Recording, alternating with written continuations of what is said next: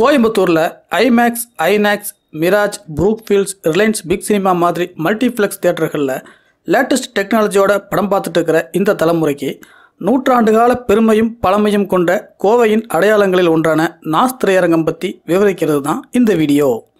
நீங்கள் கோவையில் வசிக்கிற நபராக இருந்து தினந்தோறும் உக்கடம் பகுதியை கடந்து போகிற ஆளாக இருந்தால் நிச்சயமாக இந்த பிரம்மாண்டமான பில்டிங்கை தினந்தோறும் பார்த்துட்டு தான் கடந்து போயிருப்பீங்க.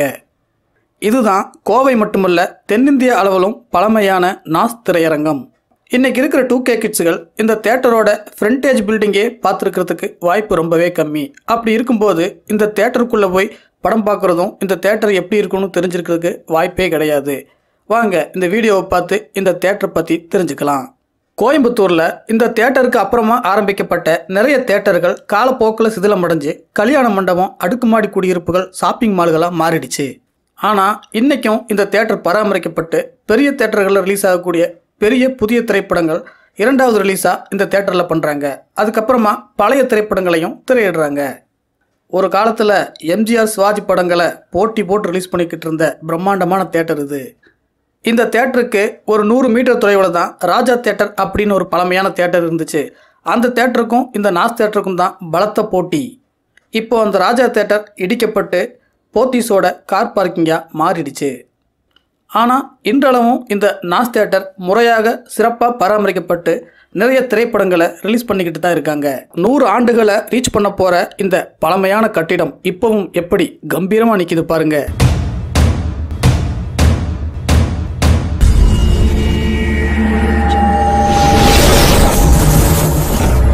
வெல்கம் டு காக்கா கூட்டம் தமிழ். நான் டிடி ப்ரோ.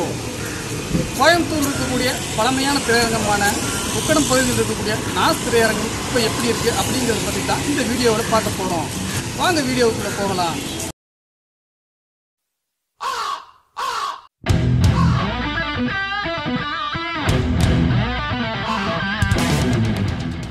இந்த பிரம்மாண்ட கட்டிடத்தை கட்டினது தென்னிந்தியாவில் முதல் சினிமா தியேட்டரை கோயம்புத்தூரில் உருவாக்கின வின்சென்ட் சாமிக்கண்ணு ஐயா அவர்கள் தான்.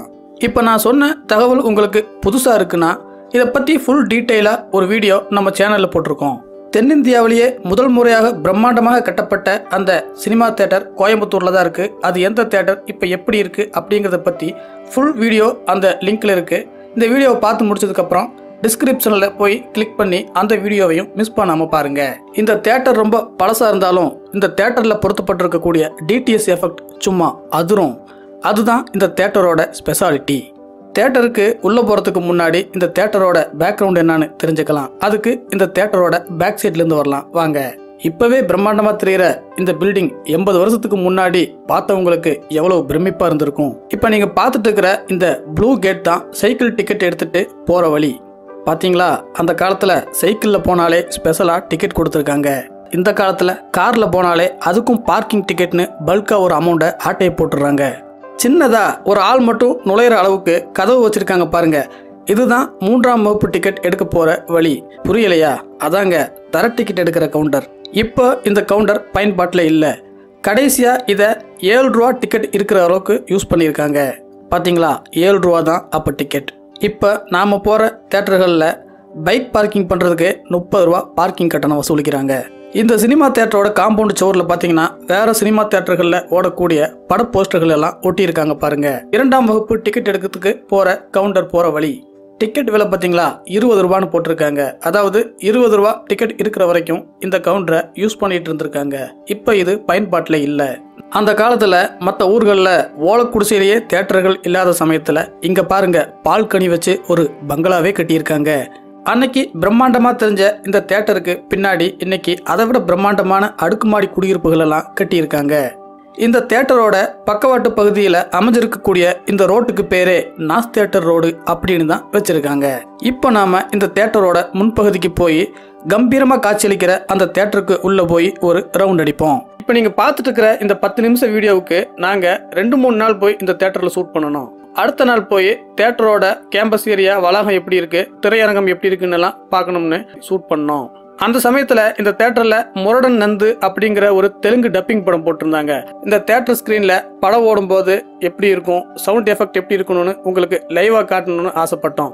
இந்த தெலுங்கு படத்தை போய் காட்டினா நல்லா இருக்காதுன்னு வேற ஏதாவது நல்ல படம் போடட்டும் அப்படின்ட்டு வெயிட் பண்ணிட்டு இருந்தோம். சில நாட்கள் கழிச்சதுக்கு அப்புறம் அருள்நிதி நடிச்ச டி பிளாக் அப்படிங்கிற படத்தை ரிலீஸ் பண்ணாங்க.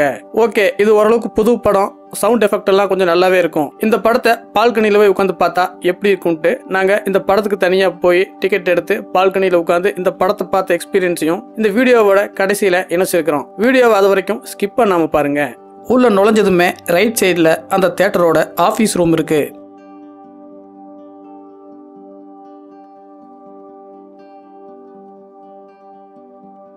லெஃப்ட் சைடுல தான் டிக்கெட் எடுக்கிற கவுண்டர் இருக்கு.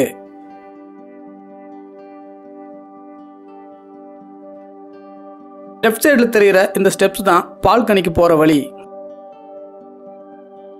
இப்ப நீங்க பார்த்துட்டு இருக்கிற இந்த கேட்டு தான் ஃபர்ஸ்ட் கிளாஸ் டிக்கெட் எடுத்துட்டு தியேட்டருக்கு உள்ள போகக்கூடிய வழி. என்ன, கதவு திறந்துட்டு உள்ள போய் எப்படி இருக்கணும்னு பார்க்க ஆர்வமா இருக்குதா? அதெல்லாம் பொறுமையா அப்புறமா பார்த்துக்கலாம். இப்ப வாங்க நேரா அந்த தியேட்டரோட கேம்பஸ் எப்படி இருக்குன்னு சுத்தி பார்க்கலாம். பால்கனியோட டிக்கெட் பார்த்தீங்கன்னா 30 ரூபான்னு போட்டிருக்கு. ஆனால் இது எந்த காலத்தில் 30 ரூபான்னு தெரியல. இப்போ டிக்கெட் விலையெல்லாம் கொஞ்சம் அதிகரிச்சிருக்காங்க. அப்படியே மேலே அண்ணாந்து பார்த்தா எவ்வளோ ஹைட்டாக இருக்கு பாருங்க.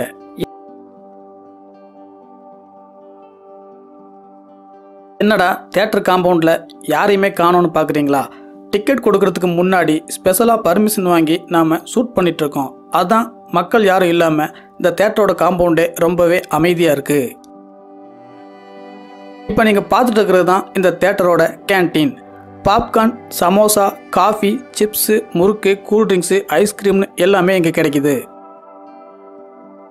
மல்டிப்ளெக்ஸ் தியேட்டரில் 150 ரூபாய்க்கு பேப்பர் கப்பில் பாப்கார்ன் தருவாங்க.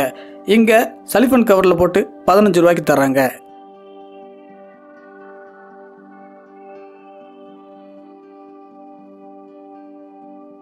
ரொம்ப வருஷங்களுக்கு முன்னாடி நம்ம உலகநாயகன் கமல்ஹாசன் சார் நடித்த வெற்றி விழா படம் இங்கே வெற்றிகரமாக ஓடி இருக்கு. அதனால தான் அந்த போஸ்டரை கிழிக்க மனசே இல்லாமல் அப்படியே நினைவாக விட்டு வச்சிருக்காங்க. போன வாரம் தான் இந்த தியேட்டரில் கமல் சார் சமீபத்தில் நடித்து ரிலீஸ் ஆகி மிகப்பெரிய பம்பர் ஹிட் அடித்த விக்ரம் படம் ரிலீஸ் ஆச்சு. ரைட் சைடில் ஒரு கேப் தெரியுது பாருங்க. இது எந்த இடம்னு தெரியுதா? தியேட்டரோட பேக் சைடில் நாம இந்த வீடியோவோட ஆரம்பத்தில் பார்த்தோமே, அங்கே ஒரு ப்ளூ கேட் தெரிஞ்சிச்சு பார்த்தீங்களா? அந்த கேட்டு வழியாக வந்தால் இங்கே வந்துடலாம். இதுதான் அந்த காலத்தில் சைக்கிள் டிக்கெட் எடுத்துகிட்டு வந்து சைக்கிள் எல்லாம் நிறுத்தக்கூடிய ஸ்டாண்டு.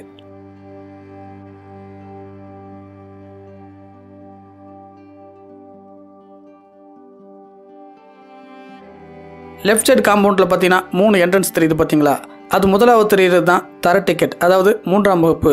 நடுவில் இருக்கிறது செகண்ட் கிளாஸ் 2ஆம் வகுப்பு. கடைசியாக இருக்கிற கேட்டு தான் ஃபர்ஸ்ட் கிளாஸ் 1 வகுப்பு. இப்போ நாம் லாஸ்ட்டாக தெரிகிற அந்த கேட்டை ஓப்பன் பண்ணிவிட்டு தியேட்டருக்குள்ளே போய் இந்த திரையரங்கம் எப்படி இருக்குன்னு பார்க்கலாம் வாங்க.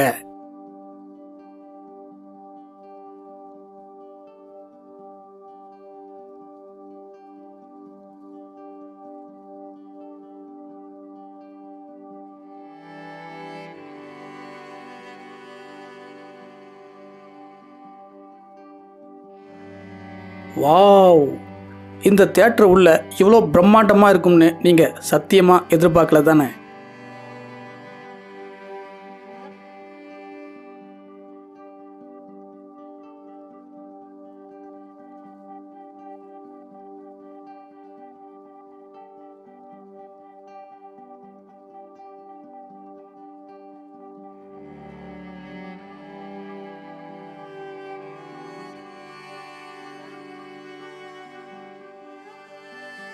எவ்வளோ பிரம்மாண்டமான ஸ்க்ரீன்!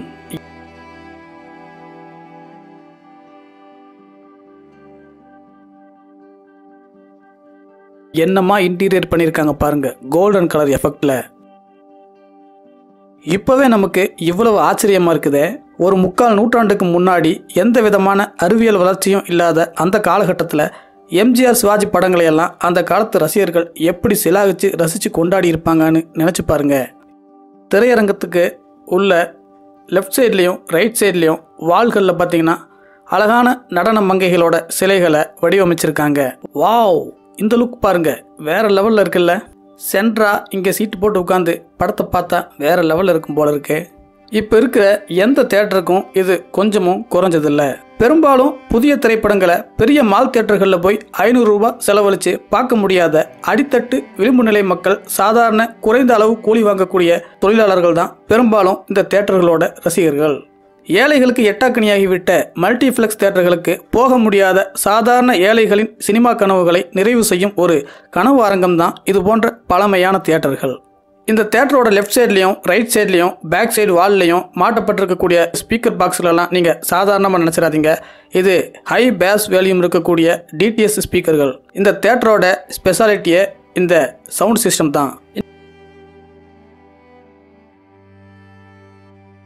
இந்த தியேட்டர்களில் படம் ஆரம்பிக்கிற வரைக்கும் இன்டர்வல் டைம்லையும் பழைய இளையராஜா பாடல்களை போட்டு அப்படியே நம்மளை தாளாட்டுவாங்க.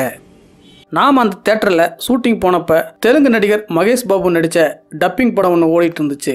அந்த படத்தோட டைட்டில் பார்த்தீங்களா, முரடன் நந்து. இப்படி ஒரு படம் வந்துச்சுன்னு எனக்கு இந்த தியேட்டருக்கு வந்ததுக்கு அப்புறம் தான் தெரியுது. இந்த வீடியோவை ஸ்கிப் பண்ணாமல் பாருங்கள். இந்த தியேட்டரோட பால்கனியில் உட்காந்து படம் பார்த்தா எப்படி இருக்கும், இந்த தியேட்டரோட ஸ்க்ரீன் ப்ரெசன்ஸ் எப்படி இருக்குது, இந்த தியேட்டரோட சவுண்ட் எஃபெக்ட் எப்படி இருக்குது, இந்த தியேட்டரில் இருக்கக்கூடிய ஆடியன்ஸ் எப்படி இருக்காங்க அப்படிங்கிறதையெல்லாம் பார்க்கலாம். அதனால் இந்த வீடியோவை கடைசி வரைக்கும் ஸ்கிப் பண்ணாமல் பாருங்கள். இப்போ நீங்கள் பார்க்குறது தான் பால்கனியோட டோர். உள்ளே போய் பார்க்கலாம் வாங்க.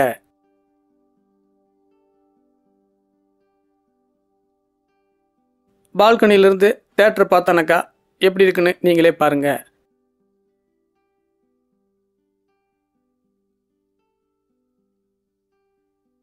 பால்கனி மேலே இருந்து கீழே இருக்கிற ஏரியா பாருங்க எப்படி இருக்குன்னு. பால்கனி ஏரியா சின்னதாக இருந்தாலும் பார்க்குறதுக்கு அழகாக இருக்கு.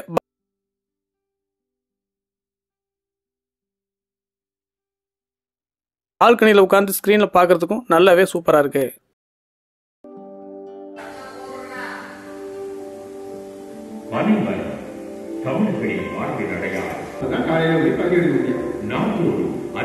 இறக்கப்படும் பதவியில் தூய்மையான முறையில் வடிகட்டப்பட்டு சுத்தமான முறையில் காய்ச்சப்பட்டு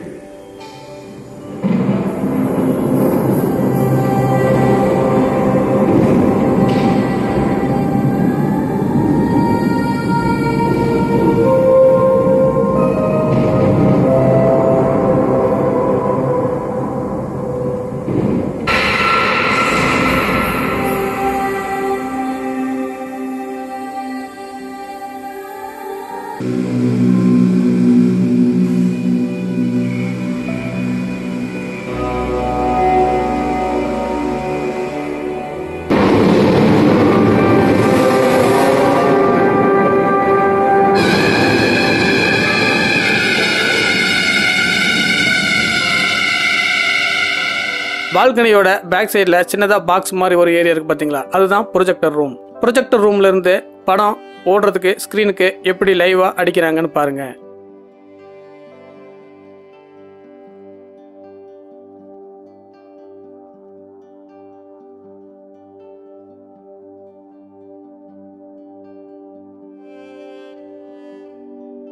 மிக பழமையான திரையரங்குகளில் இன்னும் சிறப்பாக செயல்பட்டு இருக்கக்கூடிய நாஸ் திரையரங்கத்தை தான் இந்த வீடியோவில் நீங்கள் பார்த்தீங்க. கிட்டத்தட்ட நூற்றாண்டை நெருங்க போகக்கூடிய இந்த தியேட்டரை இன்னும் சிறப்பாக பராமரித்து படங்களை தொடர்ந்து வெளியிட்டு இந்த தியேட்டரை லைவாக ரன்னிங்லேயே வச்சிருக்கக்கூடிய இந்த தியேட்டர் நிர்வாகத்துக்கு கண்டிப்பாக நம்ம பாராட்டுகளை தெரிவிச்சே ஆகணும். நீங்களும் உங்களுடைய பாராட்டுகளை தெரிவிக்கணும்னா இந்த வீடியோவுக்கு நீங்கள் கொடுக்குற லைக்ஸ் தான் அந்த பாராட்டுகளாக இருக்கும்னு நான் நினைக்கிறேன். மறக்காமல் இந்த வீடியோவுக்கு லைக்ஸ் போட்டுட்டு இந்த வீடியோவை பற்றின உங்களுடைய கமெண்ட்டுகளையும் கருத்துக்களையும் சொல்லுங்கள். இப்போ சொல்லுங்கள், நீங்கள் இப்போ பார்த்த இந்த நாஸ் தியேட்டர் எப்படி இருக்குன்னு.